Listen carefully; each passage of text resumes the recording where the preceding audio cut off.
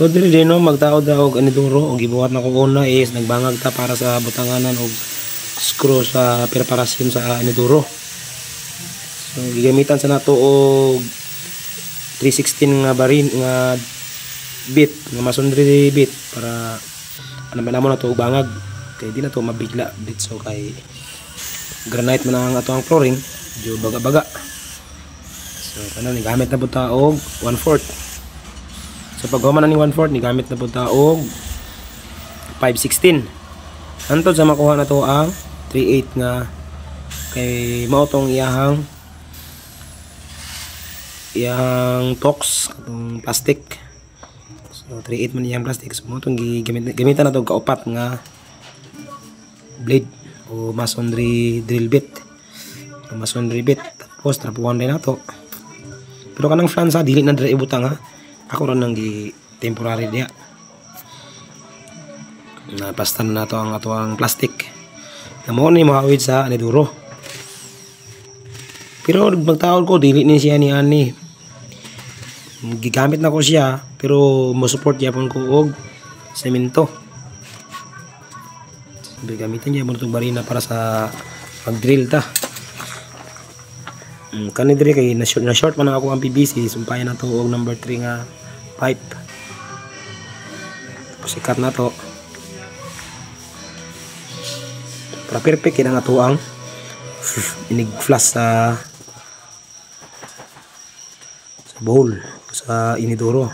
And then tawag og semento para dili maglihok ang ato ang gibutang nga PVC. So sa lalam diyan no na si PVC nga number 4.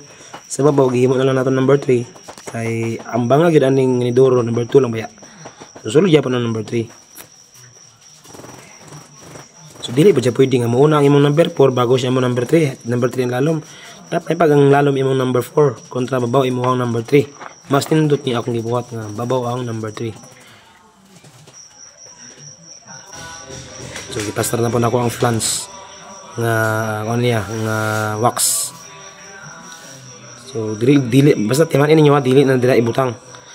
So itaon ng flange or kanang wax dito na sa lubot sa aniduro. So mo na siya. Dira na siya ibutang.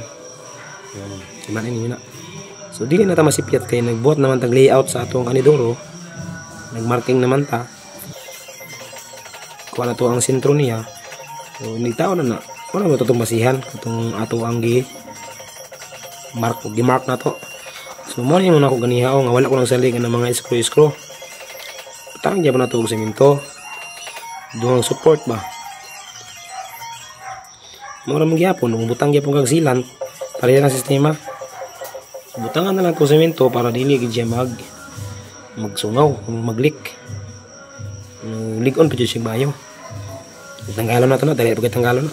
Di man dili man mas bubuha ko katong tanggalon na. Kay gamay lang kay semento tong gibutang. So mao na siya. Kung makita niyo ng bangag ng itom diha o mao na siya bangag para sa tuang skruhanan. Then ato ding limpyuhan para limpyo pud tanawon atong trabaho pod.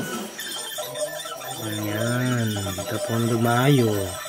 O linisan nato ng maayo. Limpyuhan nato ng maigi ba.